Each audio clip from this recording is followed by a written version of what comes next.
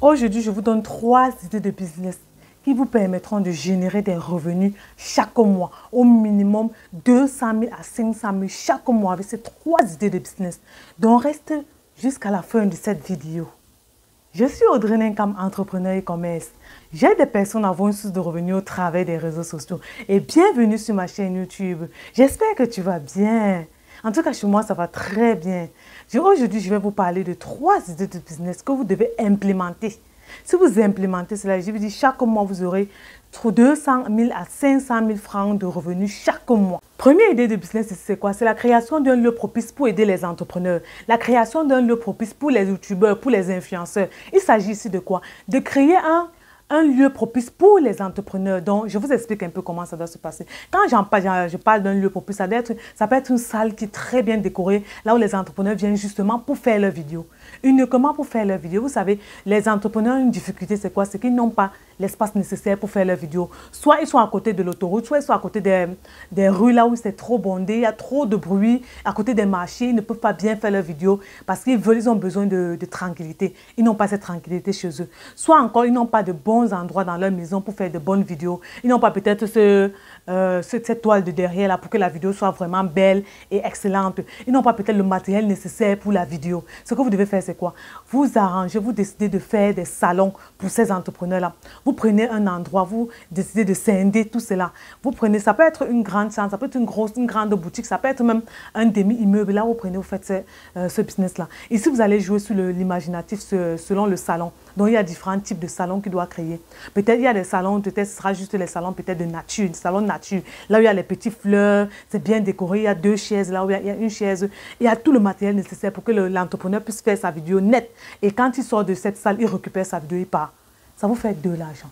Je vous explique comment vous allez faire ça. Vous trouvez un bon local, un grand espace, là où vous pouvez diviser cela même en 5 et décorer cet espace, ces espaces, les 5 espaces que vous allez, les 5 locales que vous aurez, vous divisez ça, pardon, les 5 espaces que vous allez diviser.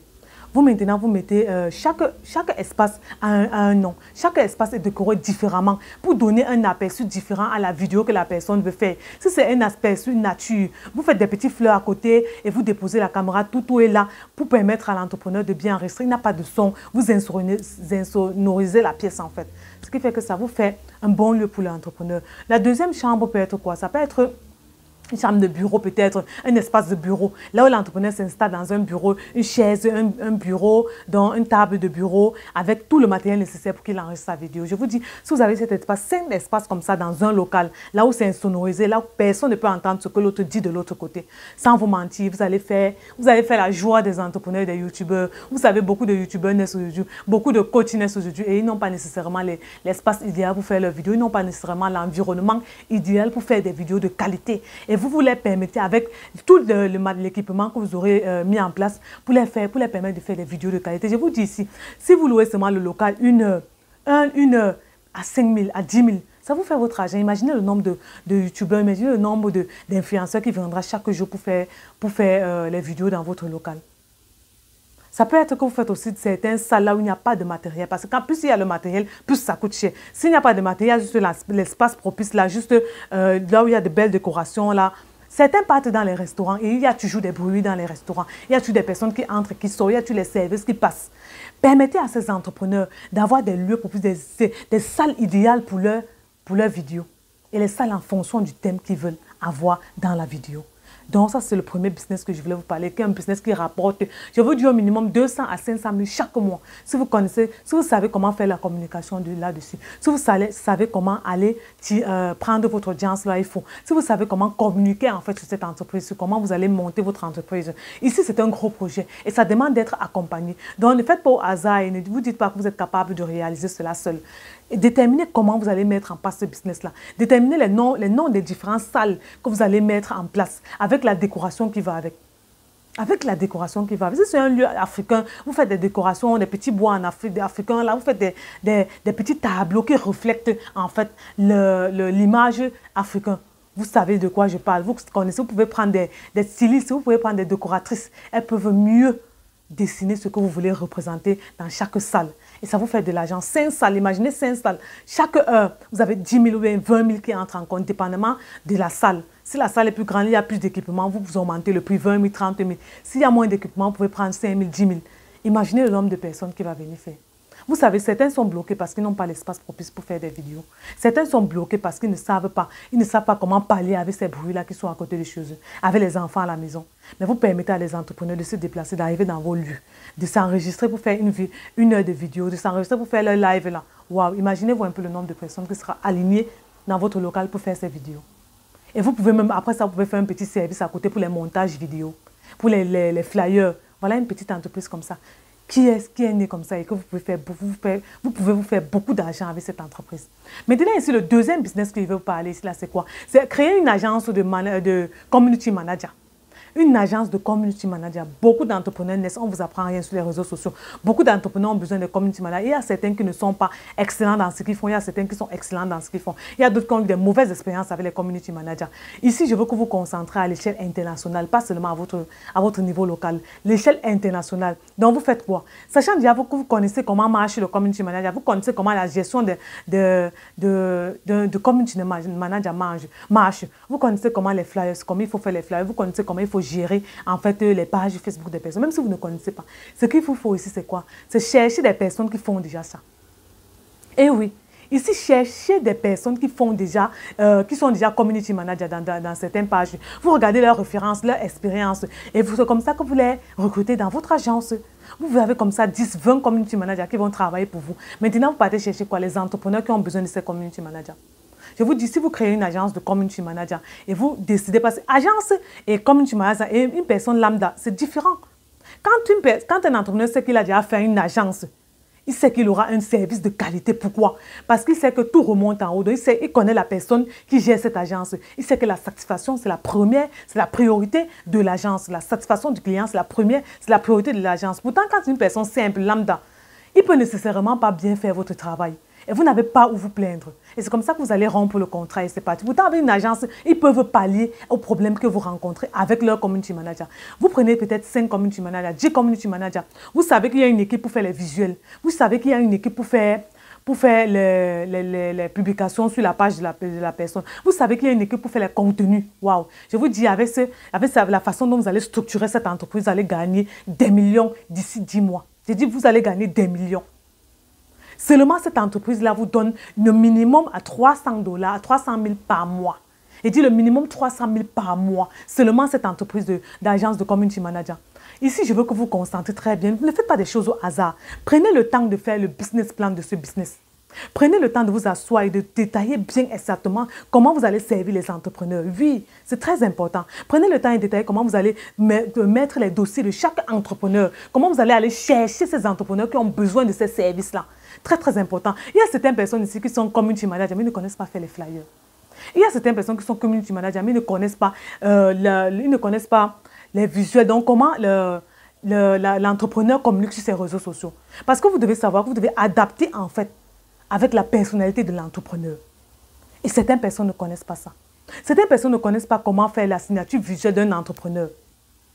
Quand vous êtes community manager, vous devez savoir une chose.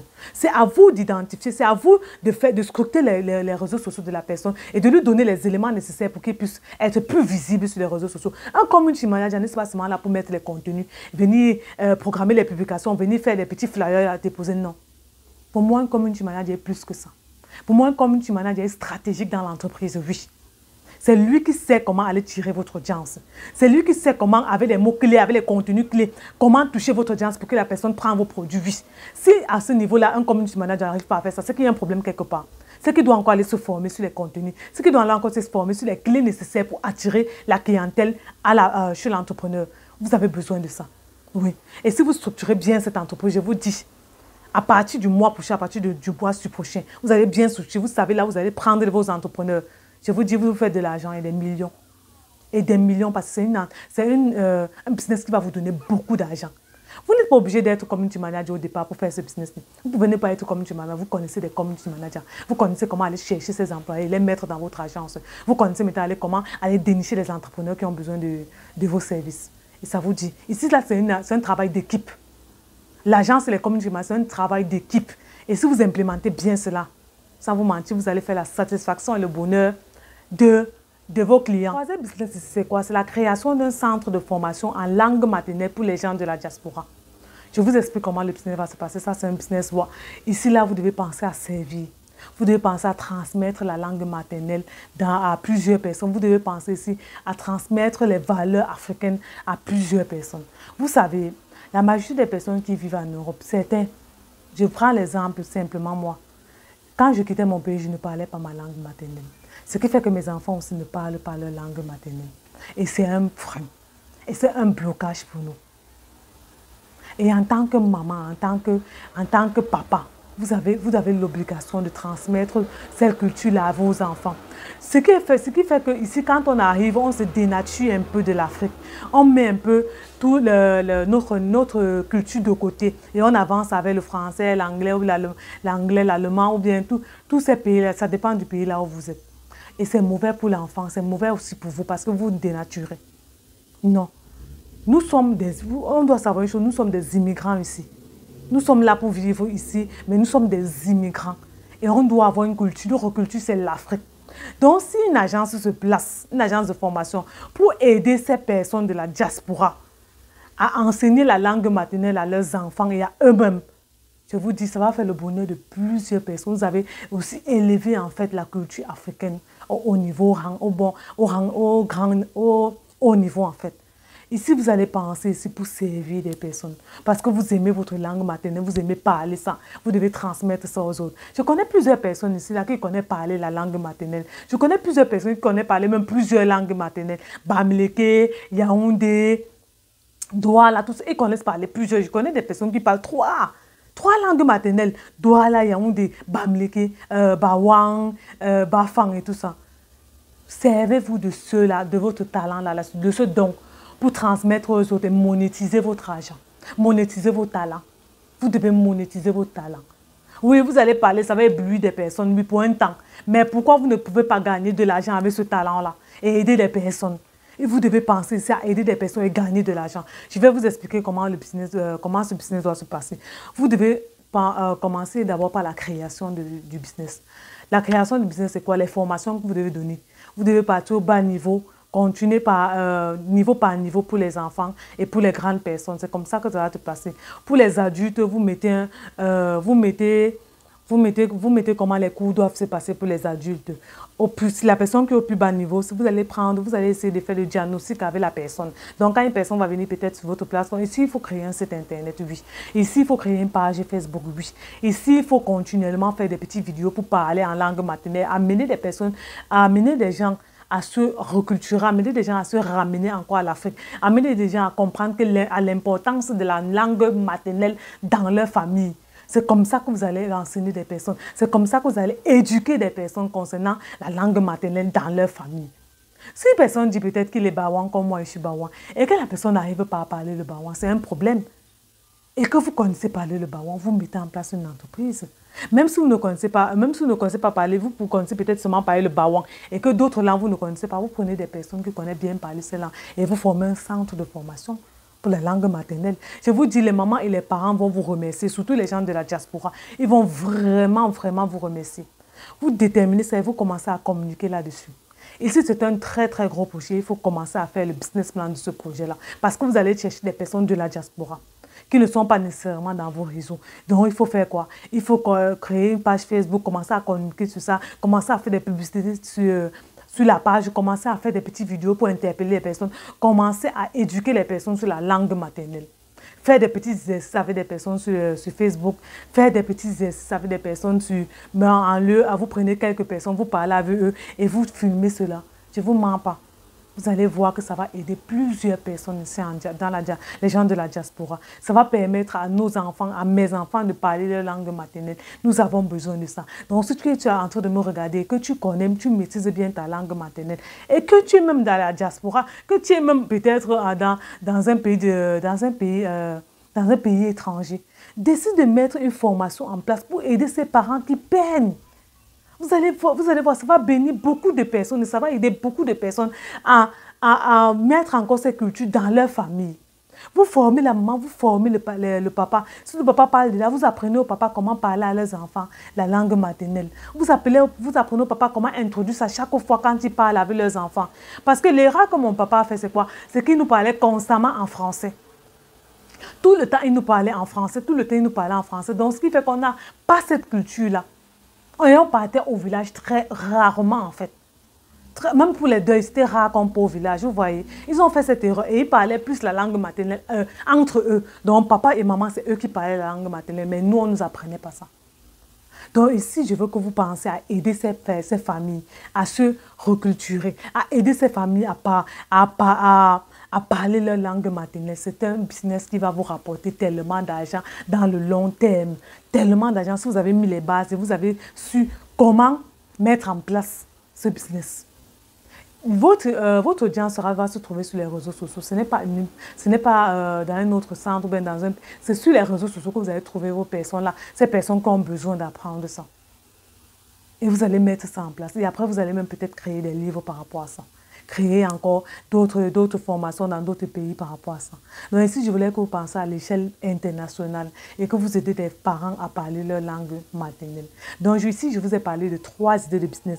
Première idée de business, c'était quoi? Créer un lieu propice pour les influenceurs, pour qu'ils puissent faire leurs vidéos. Pour les personnes, les entrepreneurs qui n'ont nécessairement pas le